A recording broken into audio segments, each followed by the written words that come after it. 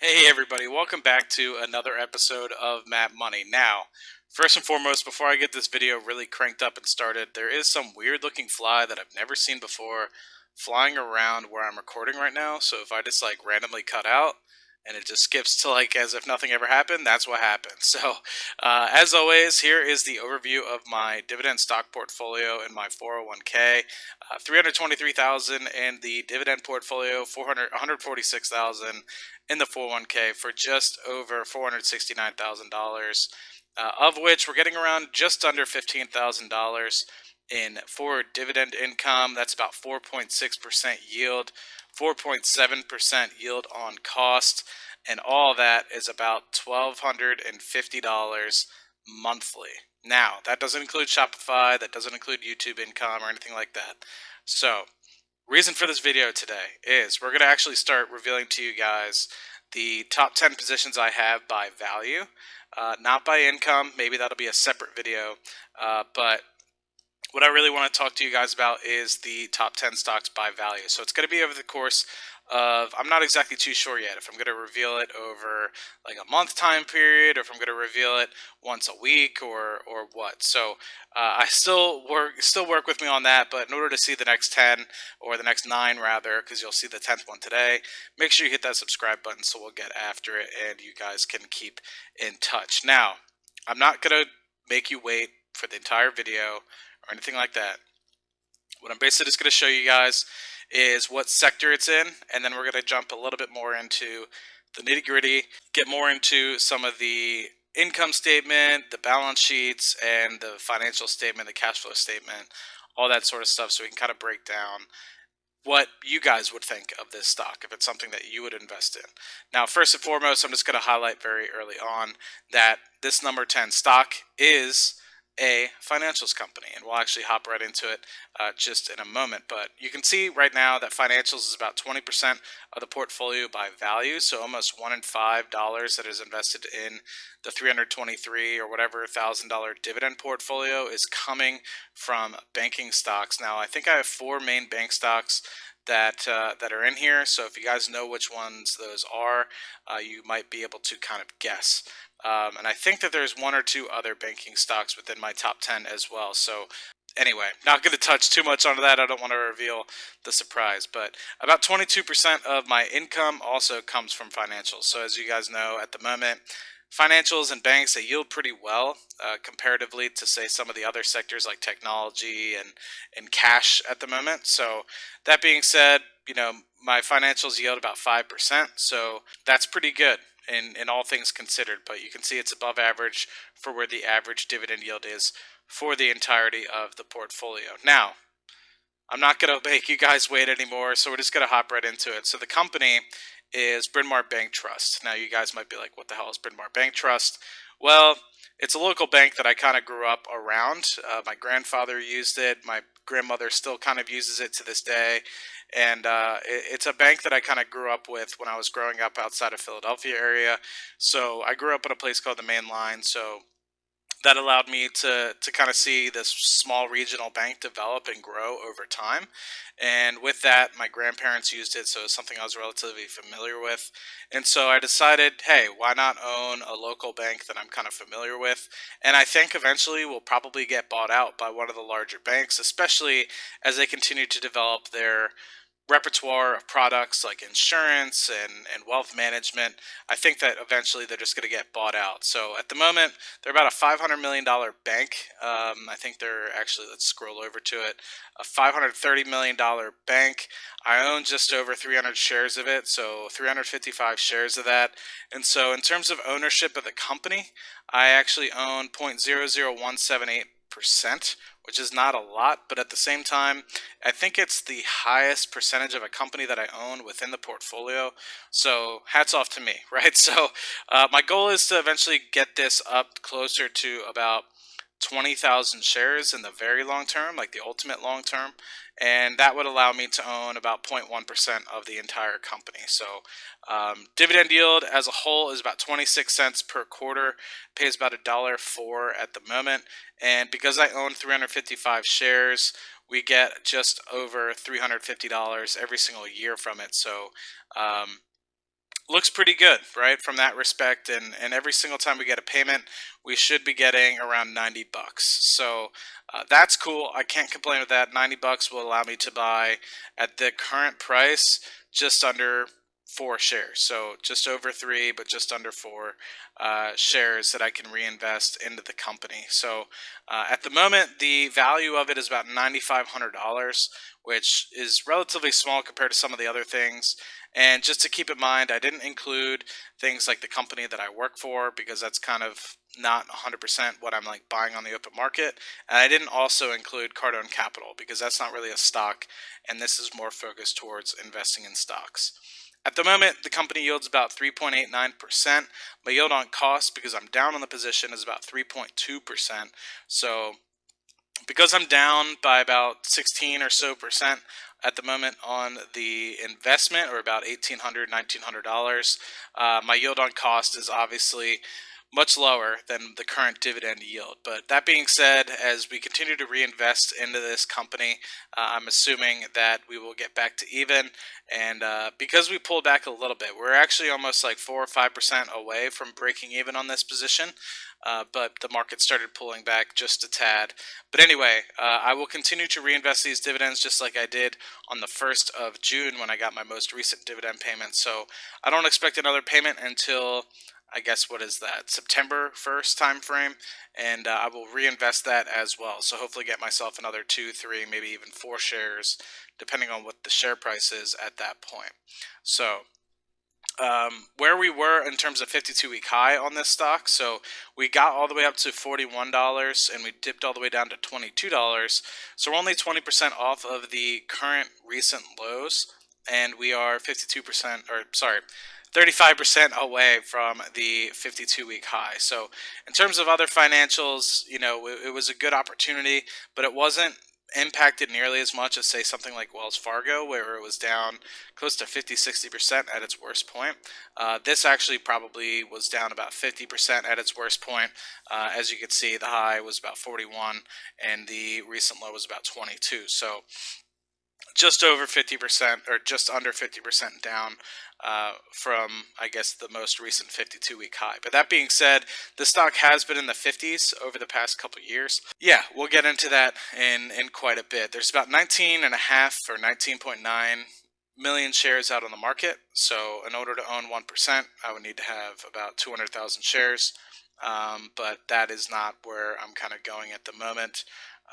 Let's see, price to earnings on this bad boy is just about 14.5, and this includes the most recent quarter as well. So I think this is based off of trailing 12 months, just based off of this. And I think that that's relatively it for this one. Price at the moment is about 26 bucks. Let's hop into what really Bryn Mawr Bank Trust really is, and highlight anything that you guys might be curious about. But like I mentioned at the beginning, we kind of have personal banking, business banking, wealth management, and insurance. And just to give you guys a quick idea about Bryn Mawr Bank and what it is, it's basically a small bank that started up in the late 1800s and has basically just been in this area of around Philadelphia area since 1889. And they've been a relatively good bank. They've continued to have some small acquisitions throughout time, and they're just trying to build up their wealth management, insurance, and they're really just trying to get themselves into a much larger regional bank. So things like Frost Bank and US Bank and stuff like that. They're really trying to become one of those smaller, more regional banks. They don't have a lot of international exposure or anything like that, but they do have a decent amount of locations. If you were to kind of pull it up, you can see that there's a bunch of different locations they have, and this is just the first 5, but there's plenty. If you kind of were to expand this out, there's plenty of branches, about 44 at the moment. You can see they expand all the way to Delaware, New Jersey, to the east there. They have a bunch of stuff in King of Prussia, Pennsylvania, more stuff in Delaware, all the way out to for the west in Exton area. And I'm not sure if they ended up getting out to Lancaster yet, but they also have one here in Hershey, PA, where Hershey's chocolate is made, and that's a little bit further to the west as well. And Limerick, and all the way up to Media in Limerick, so it's getting up there to the north as well. And so they're just continuing to build their footprint and continue to expand outward, eastward, westward, and basically just trying to become a full service bank. So whenever I go home to visit the family, I visit their main location. I personally don't visit it, but I drive by their main location here. Beautiful, beautiful building, and takes up almost like an entire city block. So if you were to kind of see where it is located, it's in this area here. If you were to go visit this sort of headquarters of this bank, it really is anywhere between this kind of area here. So you can see Conshohocken, West Conshohocken, Norristown, Philadelphia area. So it's really to the western part of Philadelphia, but like I showed you guys, there's also some branches over here in New Jersey. And then if you were to go a little bit southwest of here, there's also some branches in Delaware as well. So this is basically where it got started off at, in the Bryn Mawr area near Wynwood and Narberth. And so yeah, that's relatively it. So shout out to my hometown area, but really wanted to also look through the dividend. So nothing too exciting here, right? So you could basically say it's almost like a realty income, or like any other company that just like raises the dividend by a penny every year. So they're not really huge dividend growth.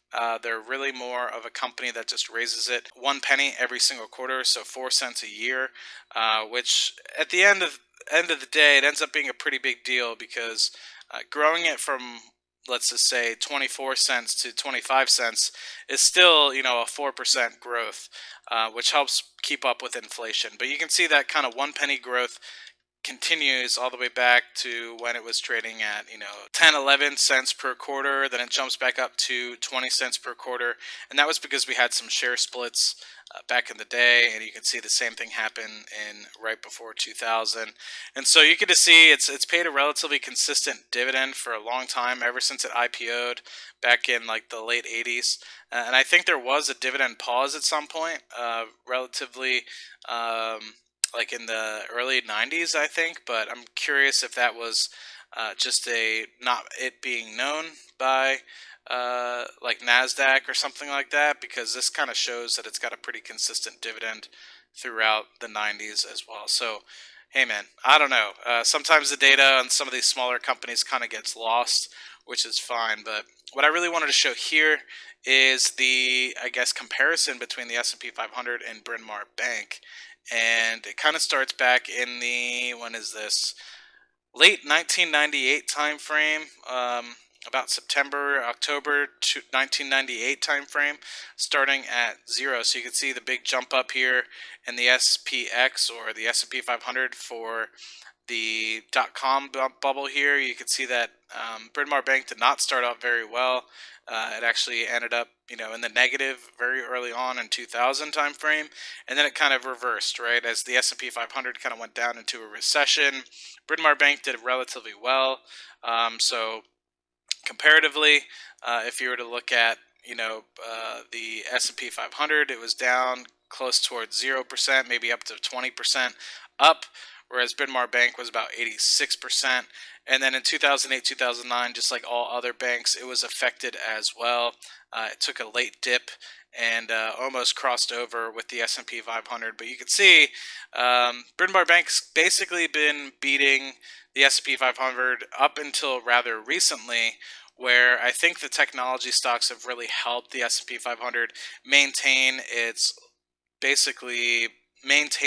liquidity and maintained its upward momentum, whereas at the moment bank stocks are currently being demolished. So I think in the long term, this bank is relatively good. I think it's small enough where it can continue to move at a pretty lightning fast pace, but who knows? I mean, this is just a snapshot in time from 1998 until 2021-ish time frame.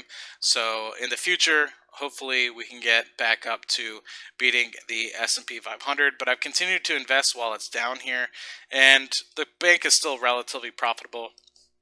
And we can look at that when we get more into the balance sheet. So speaking into the balance sheet, let's go ahead and look at the income statement here. So you can see throughout time we've continued to grow. We've continued to grow the revenue coming from the organization. So it started off at about 159 million in 2016 timeframe, or fiscal year 2016. It's continued to grow now up to 228. So that's a pretty decent revenue growth. It's over about 30, 35, probably even closer to 40%, going from 160 to 228. But you can also see that the interest expense has ballooned up with that. So it's quadrupled basically over the same time period. And income has not really done the same, right? So that being said, it was 36 million before, and it dipped down to about 23 million back in 2017, and has since kind of come back up with interest rates doing the same. And I think that we're going to continue to have a dip in interest income just based off of the fact that we are now going back into a low interest environment. So you can see back in 2018, it actually hit up to 63 million from net income. And that was just because we had higher interest rates. So EPS per share is relatively good. So $2.14 to start off with in 2016, dipped down to $1.34 in 2017, and then kind of evened out at about $3 in fiscal year 2019. So average shares have also kind of ballooned, and I think that has to do with some of the acquisitions that they've done over the past couple years. So I think they utilized this 2017 timeframe to initiate some shares, and we'll see that with share issuance once we get to the cash flow statement here.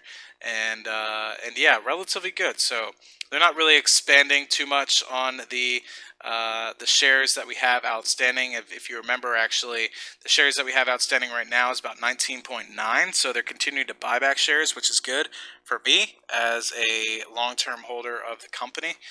So that means as if they continue to basically buy back the shares, I will continue to own more and more of the company as it goes on.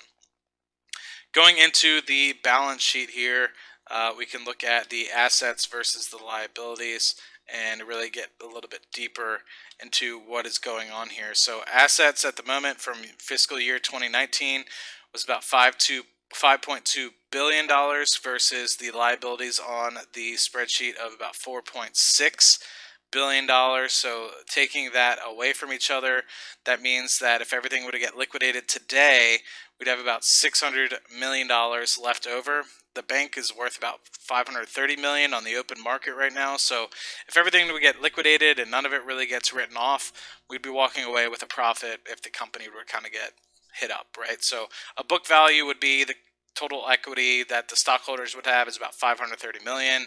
This is about 612. So that being said, if we were to liquidate everything, we'd walk away with about $80 million left over. Now, keep in mind, if any of these assets, say 1% of these assets kind of go belly up, then that would mean we would really start to hit this stockholder equity, and we'd probably get closer to that book value, which is why I think it's trading below book value at the moment, just based off the fact that we obviously are in a pretty recessionary time period where assets can continue to get written off, and people are going to continue to potentially lose their homes or go belly up on their mortgages, which would make these bad assets, and these assets would then become liabilities to the bank, not necessarily assets anymore. So from a price to book value, it looks good if you were to buy it specifically on that. But what about the cash flow, right? So let's go in and look at from 2016 to now, and then we'll look at the trailing 12 months because that's important as well.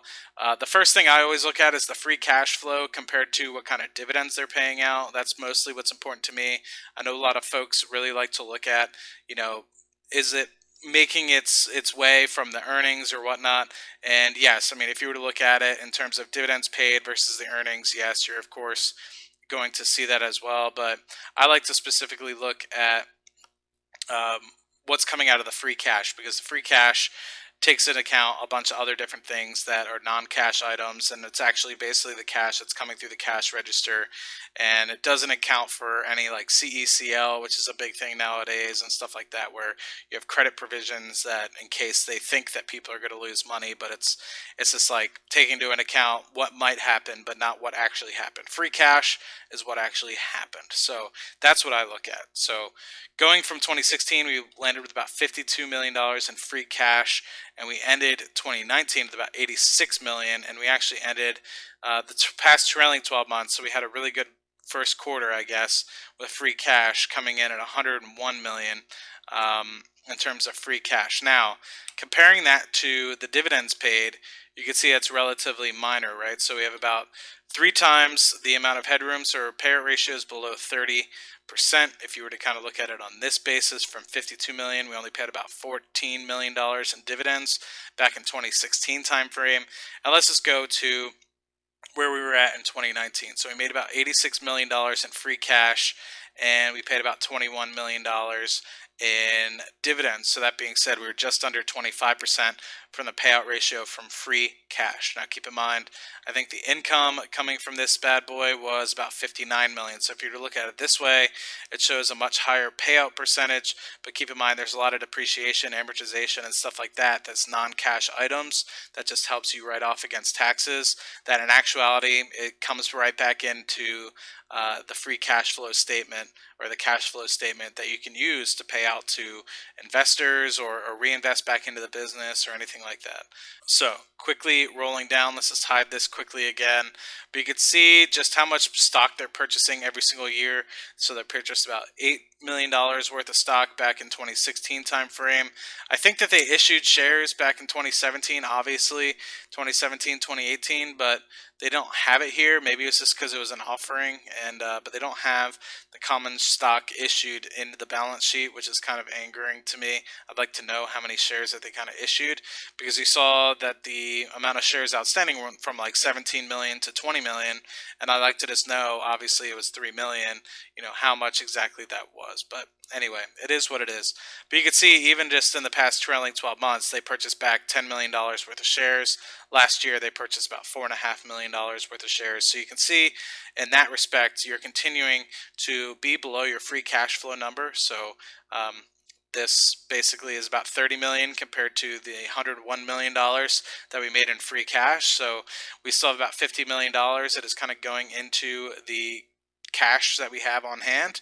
You can see we went from about 43 million at the beginning of the period to about 87 million in the trailing 12 months. So about 87 million on hand, and I think a lot of this has to do with the fact that we're trying to stack up cash just in case of any sort of continued credit loss provisions that are expected in the future.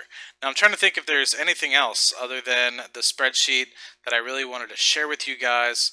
And I think that might have relatively been it. I mean, you can start to get into, how good of a company and how much money they can make from their assets that are kind of in here and stuff like that. Like return on capital employed and all that jazz. But I'm probably too lazy to go ahead and do something like that at the moment. But now I'm actually kind of curious, what other stuff they've kind of got on here. Banks are interesting kind of beasts, right? Because you can see, just if you were to kind of go from the investing activity stuff, they purchase a crap ton of investments, but they also sell a crap ton of investments as well. So it's like almost like it's a machine where they're basically getting people to pay off their mortgages, but they're also providing people with the ability to pay mortgages, but they also get the net interest income off of that. So that's, how that debt machine kind of makes sense, right? And so you're going to see that they're continuing to try to grow their portfolio of investments, and so that's why they're continuing to put stuff on their balance sheet, but at the same time they're selling some of these investments back, either that they're paid off or what have you. You can see a relatively small capex as well, but that was relatively it. Great payout ratio. If you want something that has a really good, safe dividend and is profitable in terms of everything so far, this is a bank that's small and could be considered in the future.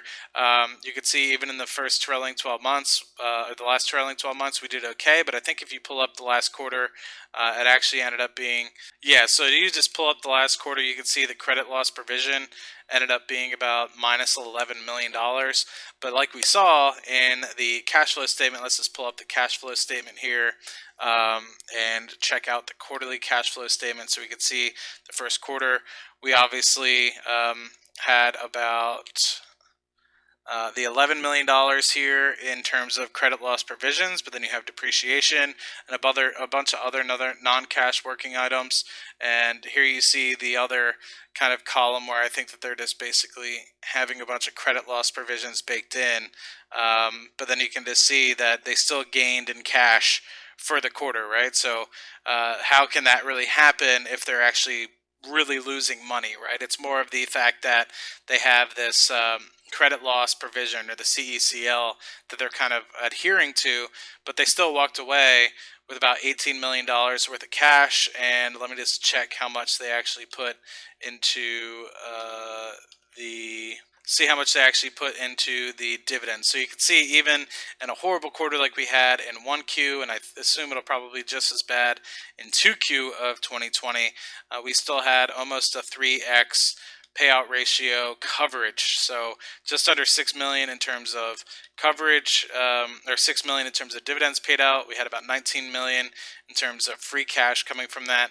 They used 7.5 million of that to buy back some stock. So looking good in that respect. And let's just see if they have how many shares are here on a quarterly basis. I'd be curious to see from this standpoint what it's looking like. So yeah, you can see that 7.5 million helped buy about $200,000 worth of shares. So I'm cool with it, right? You can see we went from about 4.5 million in treasury shares to about 4.7 million in treasury shares. So I'm all about it, right? I think that the bank is running relatively well. I think any sort of earnings miss that it might have in the future is associated with the CECL provisions, and I'd be curious to see in the future if those CECL provisions actually need to come into play as they set aside cash for any need to pay off any mortgages or anything like that if people continue to go into forbearance over the allotted time period. So that's just a quick overview of my 10th biggest stock holding that I have within the dividend portfolio here, and look forward to going on right now and doing number 9, and hopefully I can come up with an idea as to when I'm actually going to release that. So if you guys watch to this end time period, make sure that you subscribe so that you can see number 9, 8, 7, 6, all the way to 1 over the next couple of weeks. And I'll see you guys in the next video. Cheers.